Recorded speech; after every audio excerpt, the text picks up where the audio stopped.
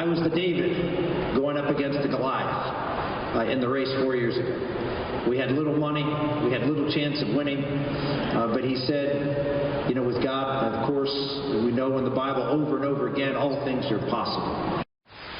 And former Senator Rick Santorum on the campaign trail in Iowa, reminding voters that he's the defending champion who won the Iowa caucuses 4 years ago. The former senator himself, who's taken time out of his campaign schedule, speaks with us now. Senator, welcome back to the program. Anytime, Trish. It's great to be with you. Thanks for having me on. Tell us what's different this time around. What makes this campaign cycle different for you? Well, I think the biggest thing is just the fixation on the celebrity in the race. And I said I feel like I'm running a marathon breathing through a straw. It's just very, very difficult to get any kind of oxygen to get your voice out. And, you know, these last few days, thanks to, in part to the debate and to a lot of the activities we've been doing, a lot more people covering what we're saying, I really feel like we're actually starting to pick up a little steam here. The idea that if it ain't broke, don't fix it. The fact is that Iowans voted for it 4 years ago because we were the conservative that everybody trusted. And now you have a lot of confusion. I think I have, according to the polls, about half the people still haven't made up their mind here. Well, I have a recommendation for you. Someone you voted for 4 years ago who didn't change when they left, didn't change their positions to come here, didn't change after they left, and actually has a track record of shaking up Washington and getting something done. So we're hoping we're going to break out of the pack a little bit and surprise some people tonight. How do you convince them, though, that they should vote for you, even if they voted for you before, because you didn't win the nomination? And they want to pick a winner. I mean, people want to pick a winner. And, you know, how do you sell that argument that, okay, you should do this again, you should vote for me, and I'll win the whole thing? Yeah, I would say that, you know, last time around, we actually, as you know, we didn't win the Iowa caucuses on caucus night. And that was a huge blow because Romney went on to win New Hampshire, and for most of the media, the race was over. He had won Iowa, he had won New Hampshire, and no one had ever lost Iowa and New Hampshire and not won the race. So we had to come back from a pretty insurmountable odds. Had we won Iowa, it would have been a whole different thing, but on caucus night, we didn't. And so we had to come back and scratch and claw, and we did, and we ended up winning 10 more states. And if it wasn't for the fact that, candidly, we had a few candidates that stuck in the race probably longer than they should have, splitting the conservative vote, that's not going to happen this time. There are many more folks who are moderates running than there are conservatives. You have an opportunity to highlight a conservative who can win.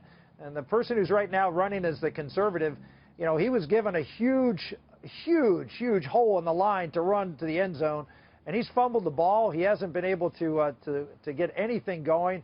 His numbers are starting to come down because, well, people are questioning his conservatism. And I'll tell you the other thing they're questioning. And you're talking about Donald Trump here.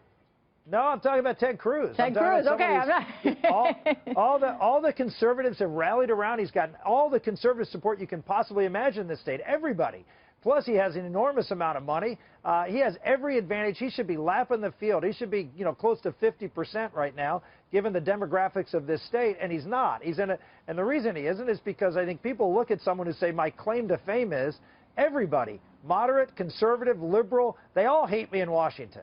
Well, if conservatives hate you as well as everybody else, then how do you expect to get anything done? And I think people are starting to figure out that's not a wonderful moniker to go into the race. So what's the pitch that you offer that's different? In other words, that you're a likable guy and that you can work with both sides of the aisle? That got things done. I was a conservative that, you know, welfare reform, the sanctions on Iran, health savings accounts, partial birth abortion. I can list things from every aspect of government, you know, from the culture to foreign affairs to economics. And we were able to make big changes, not little things. Those bills I mentioned are not little things. They're big things. They were all my bills, and they were all things that we were able to pass and got bipartisan support to do it. If that's what you're looking for someone who can fight and win, someone who actually, you know, plays well in the sandbox, but, you know, gets the toys he needs to be able to get conservative things done. That's what we bring to the table, and that's why Iowans voted for us 4 years ago. What's the key to success for you tonight? I mean, is it making sure that your supporters are there caucusing? I mean, people keep talking about the importance of getting out the vote here.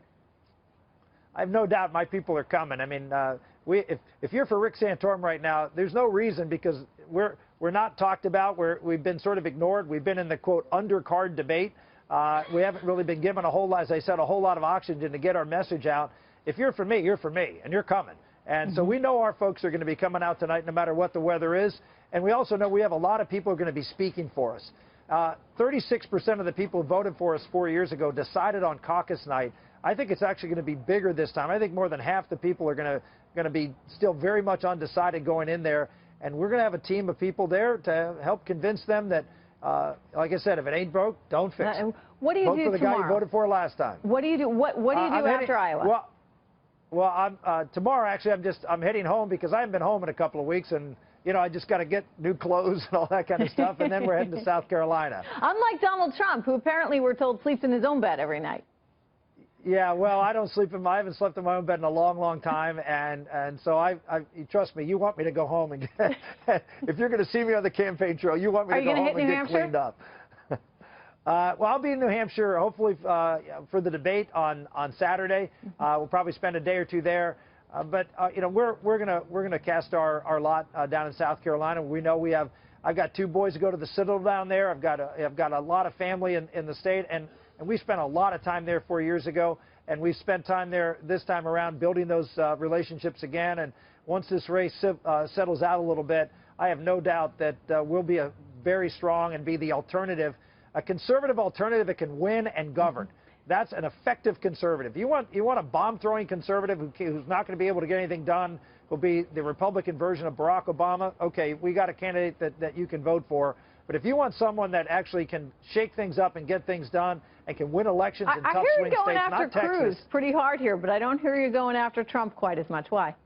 The way I look at it is the Republicans are ultimately going to decide on a conservative. And I think that the person who can rise and be the conservative challenger to the outsider Donald Trump or the moderate Marco Rubio or Jeb Bush, whoever it is, I think that's the position that is the important one to gain right now, because I think this time around we are going to nominate a conservative, and I hope to be that person. All right. Good luck to you, Senator Santorum. Thank you so much for joining me. Thank you, Trish.